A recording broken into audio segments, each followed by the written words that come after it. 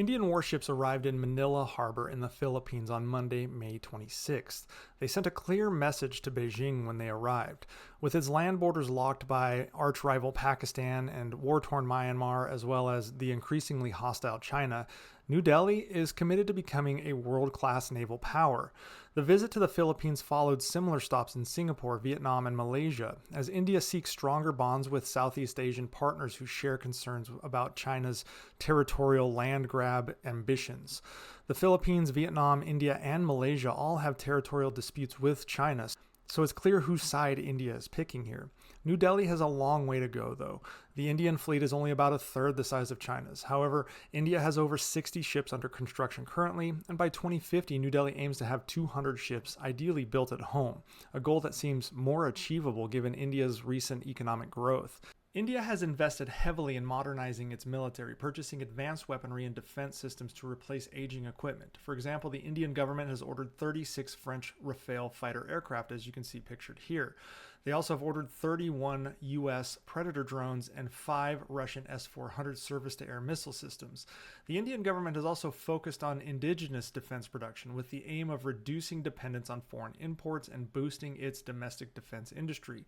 This includes the development of homegrown aircraft carrier systems such as the INS Vikrant, as you can see here, and as well as a planned aircraft carrier called the INS Vishal. These will join the Indian flagship, a modified Kiev-class aircraft carrier called the INS Vikramaditya. Internally, India is also manufacturing 6 Indian Arahant ballistic missile submarines, 145 ATAGS howitzers, and thousands of LAK AK-203 assault rifles. In addition to modernizing its military hardware, India is also reorganizing its military command structure to improve efficiency and responsiveness. This includes the establishment of a new position, the Chief of Defense Staff, to lead all military branches and head a new military affairs department within the Defense Ministry. This reorganization aims to streamline the military command process and enhance coordination between the different branches of the armed forces. India's military buildup over the last 5 years has been driven by the need to address regional security challenges, particularly the growing threat from China. India has increased its military presence along the India-China border, deploying 30,000 additional troops, bringing the total Indian troops in the region to 50,000 in order to counter China's increased military presence in the region due to the disputed territories they both have in these regions here. But India sees a strong navy as crucial for maintaining India's high export-driven growth rates by keeping the seas safe for Indian traffic. In the last 9 months alone, the Indian Navy has had to rescue 4 ships attacked by the Houthis while passing through the Red Sea. The U.S. actually supported these efforts, which brought India and the United States closer. It's also worth noting that India's population surpassed China's last year and will exceed China's population by 350 million in 2050, largely due to a massive decline in the Chinese population. So India joining the US, Philippines, Vietnam, Japan, and Taiwan will be very problematic for China, as China only has one advantage, and that is people, and that is obviously going to be mitigated by the Indians.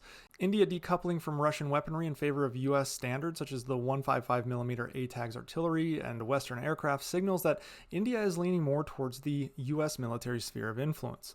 The groundwork is already laid via the Quad Alliance, or the Quadrilateral Security Dialogue, which encompasses the United States, India, Japan, and Australia. This alliance aims to promote a free, open, and inclusive Indo-Pacific region. The group addresses various issues, including regional security, economic cooperation, and infrastructure development, with a particular focus on countering China's growing influence in the region.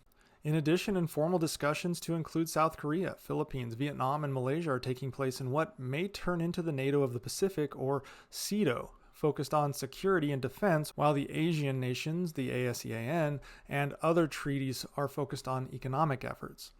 Regardless, China is creating a scenario where nearly all of its South and East China Sea neighbors are moving to counter China. China is finding itself more and more isolated in the region at a time when their demographics are declining and their economy is faltering, and isolation couldn't come at a worse time.